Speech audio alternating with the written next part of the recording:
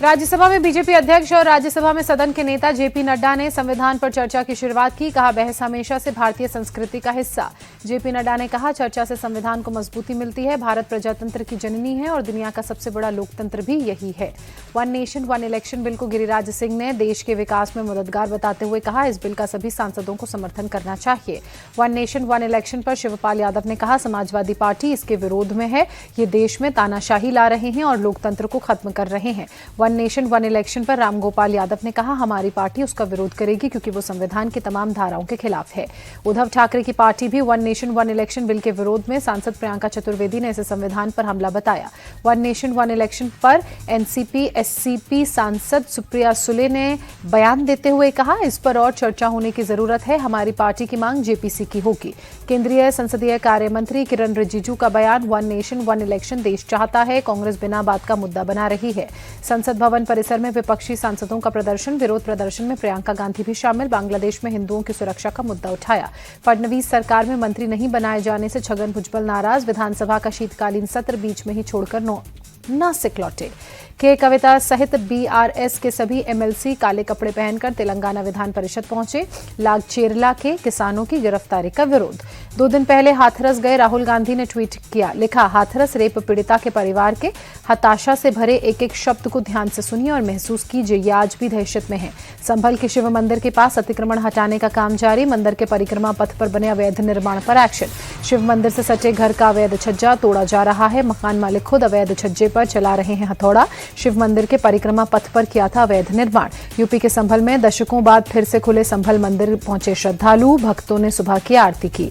मंगलवार के चलते हनुमान जी को चोला भी चढ़ाया गया। शिवलिंग का श्रृंगार कर मंदिर के अंदर छत्र लगाया गया। बिहार के गया पहुंचे श्रीलंका के राष्ट्रपति अनुरा कुमारा दिसानायके एयरपोर्ट पर किया गया जोरदार स्वागत। श्रीलंका के राष्ट्रपति अनुरा कुमार दिसानायके ने राष्ट्रपति द्रौपदी मुर्मू से मुलाकात की। राष्ट्रपति भवन में दिसानायके के सम्मान में डिनर का आयोजन। कार्यक्रम के दौरान उपराष्ट्रपति धनखड़ भी रहे मौजूद। विदेश मंत्री जयशंकर, केंद्रीय मंत्री पीयूष गोयल और किरण रिजिजू ने की शिरकत। पटना में आईएएस संजीव हंस पर ईडी का कसा शिकंजा। दिल्ली, जयपुर और नागपुर में 23.72 करोड़ रुपए की संपत्ति को अटैच किया। वाराणसी में मुस्लिम इलाके में बंद मिला मंदिर। 40 साल से बंद था 250 साल पुराना मंदिर। हिंदुओं ने की मंदिर खोलकर पूजा करने की मांग। दिल्ली के कुछ स्कूलों को आज भी बम से उड़ाने की धमकी। साउथ दिल्ली और नॉर्थ वेस्ट दिल्ली के स्कूलों को मिली धमकी। स्कूल परिसर को खाली कराया गया। कड़ाके की ठंड में भी पंजाब हरियाणा शंभू बॉर्डर पर जमे हैं किसान। विभिन्न मांगों को लेकर विरोध प्रदर्शन। पंजाब के खनौरी बॉर्डर पर भी जमे किसान। ठंड से बचने के लिए अलाव का लिया सहारा।